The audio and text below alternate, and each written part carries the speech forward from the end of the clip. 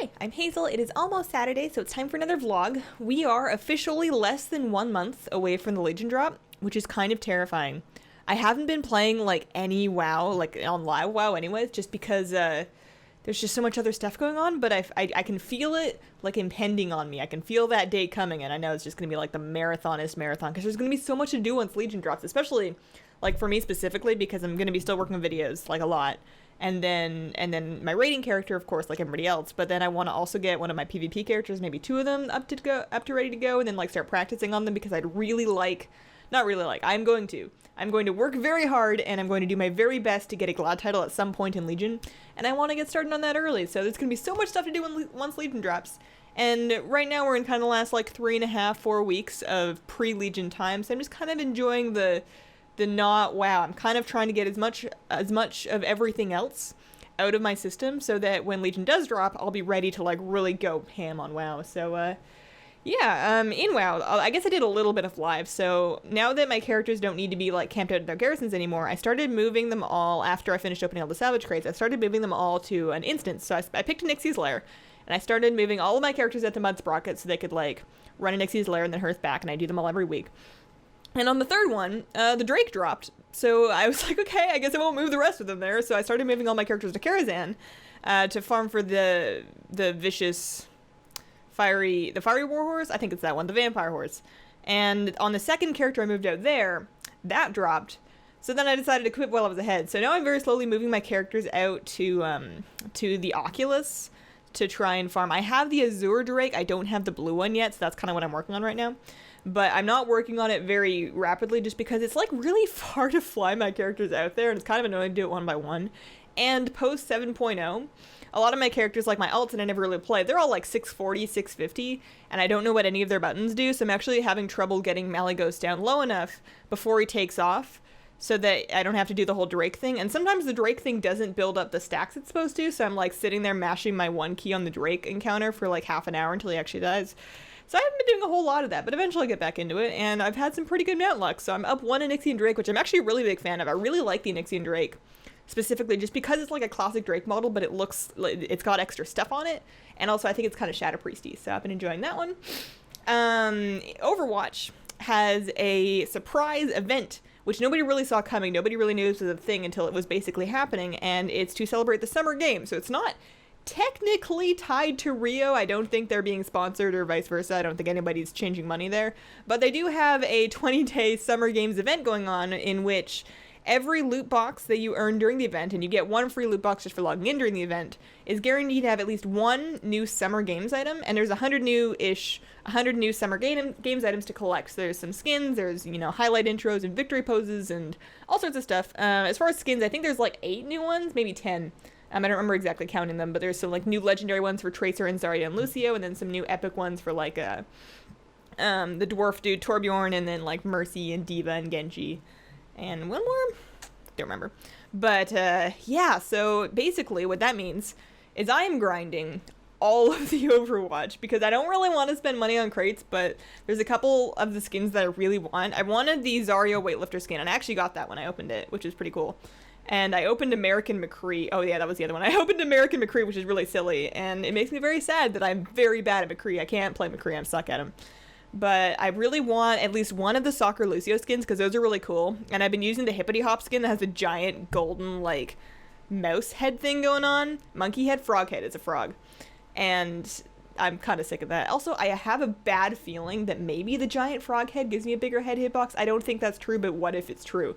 So yeah, I want one of the Lucio skins, and then I want the Mercy and the Diva national skins. So I'm going to keep grinding all of the Overwatch. Pretty much all of my free gaming time right now, like after work and then like evenings, has been just like 6+ hours a night of Overwatch ever since they announced this event. And it only goes until the 22nd, so hopefully I get the stuff I want. Hopefully I don't end up having to drop any money on loot boxes. I don't want to, but if I don't have any of the stuff that I'm looking for by the end of the event, I might. I haven't leveled this much in Overwatch since the thing came out. I went from like 105, 110. I'm 123 right now. And I'm a little sad that I didn't, like, if I had stopped leveling at like 100 before the event dropped, I would have been able to get the 100 to 122. Those are like fast levels. like I'd be able to get the crates faster, but I didn't know the event was dropping. So what I'm thinking is like maybe next time that I get to 200, maybe I just stop playing Overwatch and wait for them to do the next kind of event like this, because I'd be very surprised if this is the only seasonal event they do. They'll probably do like a holiday one or a Halloween or like something. So maybe I'll do that. But yeah, Overwatch, now that I'm playing like a whole bunch of it, is actually very fun. I mean, it's always been very fun. It was never not fun. But the new patch I really enjoy. I really enjoy having Ana in the mix, the new hero. The D.Va changes are great, although I haven't been playing a whole lot of D.Va because Zarya, ever since I opened that weightlifter Zarya skin, Zarya has just been like my new babe. Like, I have been spending so much time, pretty much almost all of my games. Every now and then I'll play a Mercy or like a Lucio if somebody needs a healer, but otherwise I pretty much just go on 100% Zarya, and it's so much fun. I didn't get Zarya the last time I tried to play her. So obviously on Zarya, your shields, you can cast one on yourself and one on a teammate, and those are separate cooldowns. And as you soak damage with those shields, you power up your laser. And I was just kind of running around living my life and trying to shield people as best as I could, which is fine.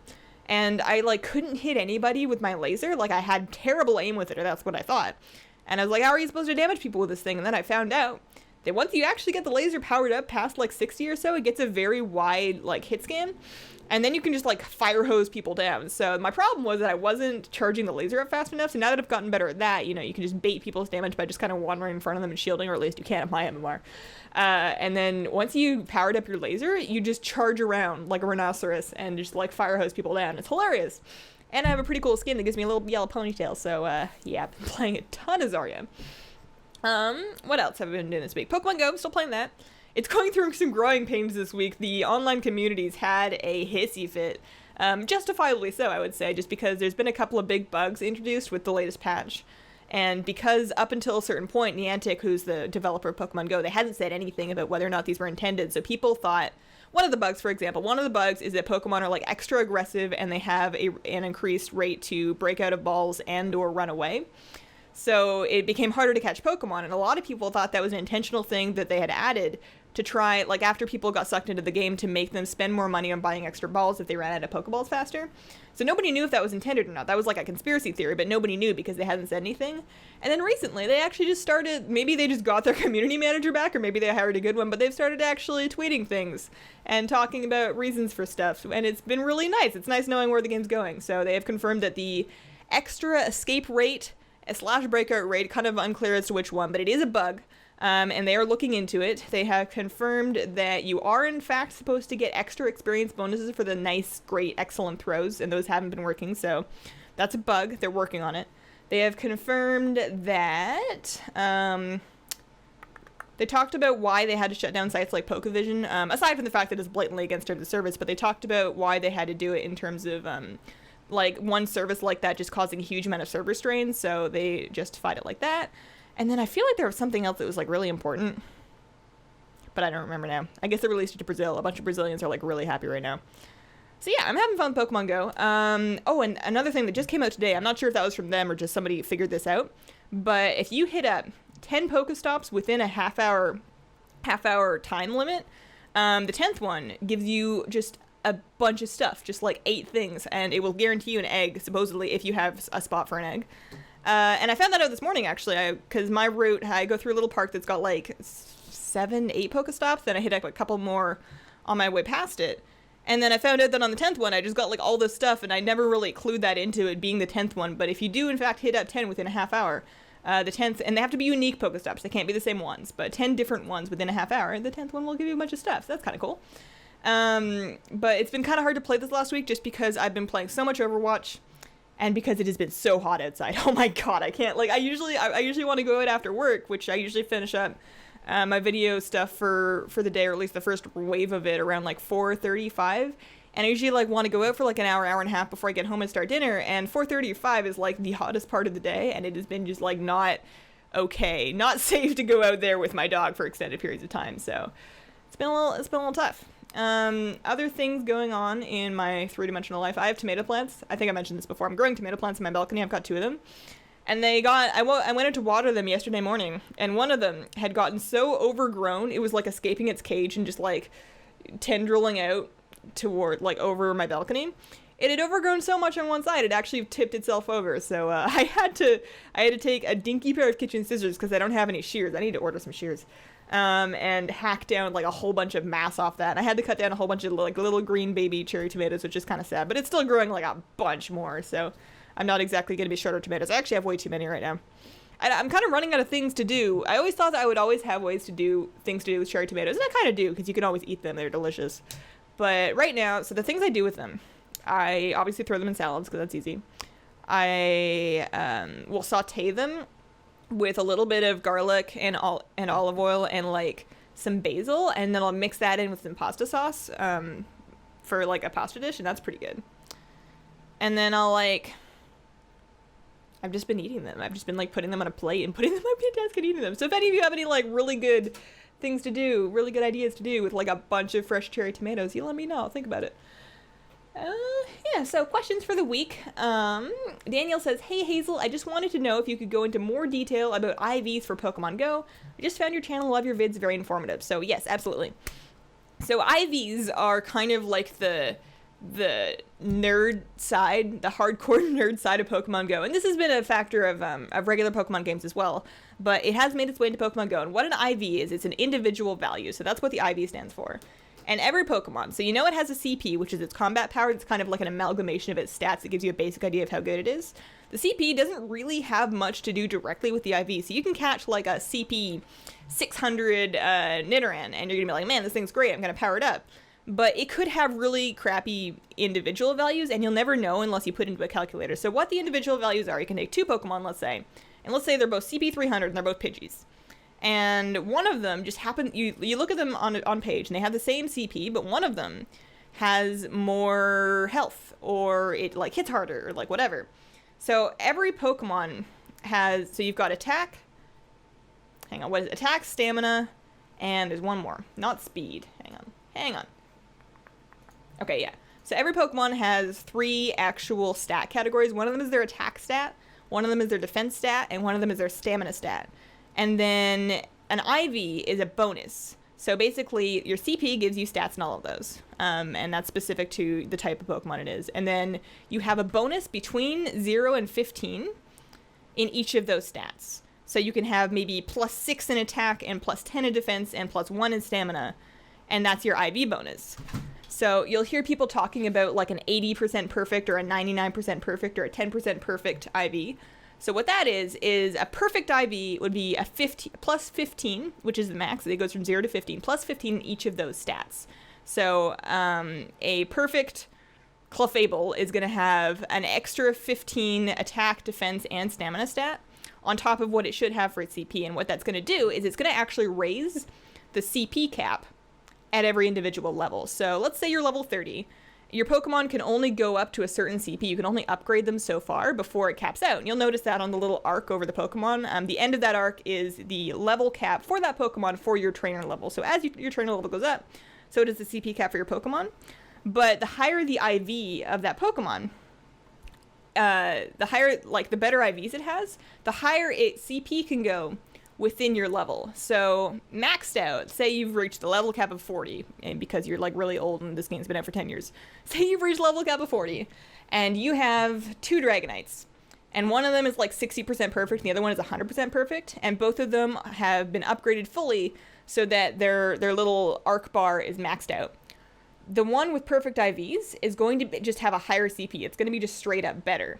And the nice thing about IVs is that they are maintained through evolution, so you can get a 100% IV Pidgey, and it's going to become a 100% IV Pidgeotto and then Pidgeot. It's going to retain those IVs through its evolutions. So what that means is, say you're looking to evolve, you want to evolve a Clefable, and you've got 2 Clefairies, and then one of them is like 700 CP, so you figure this is going to be a really big Clefable, that's great, but it's only like 55% perfect IVs, and then you get another one that maybe it's only 300 CP, but it's like 90% perfect IVs. You probably, assuming that you're going to be playing this game for some amount of time, you probably want to evolve the lower IV ones, because you can always upgrade CP by using Candy and Stardust. You can always upgrade CP. You cannot upgrade IVs, at least at this time. There's no way in this game to improve IVs after they've rolled when the Pokemon exists. So you want to get the best IVs that you can reasonably get. I mean, I don't really go for 90s because there's only so much time in a day. But if you're going to evolve a Pokemon, you're going to invest a bunch of candy in it. It's a good idea to check its IVs to find out whether or not you're evolving like a 20% perfect one that's not so good that maybe you want to wait for a better one. And now checking IVs is a pain in the butt. You cannot do it specifically within the game, and you can't actually, it's very hard to nail down specifically what the IV is. So basically what you do is you get a range. I use a website called pokaassistant.com, and then there's an IV calculator there, and what it does is it has you enter the type of Pokemon, its CP, its health, and the amount of dust it takes to power it up, and then whether or not you've powered it up. And it's going to give you a range for basically approximately, like maybe it'll tell you that your Pokemon is between 69 and 95% IV, so you know it's somewhere in there.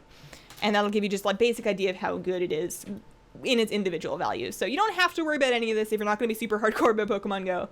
But it's not a bad thing to check, especially if you're going to invest a bunch of time into powering up one Pokemon, or you're going to evolve one that's taking like a lot of candies to evolve. Not a bad idea to check to see what its IVs are like.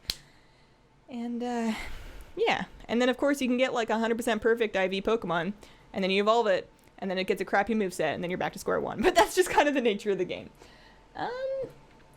I think I explained that a little bit iffy at first. I think I made a mistake. So IV does affect CP, but CP does not necessarily mean good IVs. But at max level, higher IVs will give you a higher CP cap. So that's basically the TLDR version of it. Okay, I had another question here.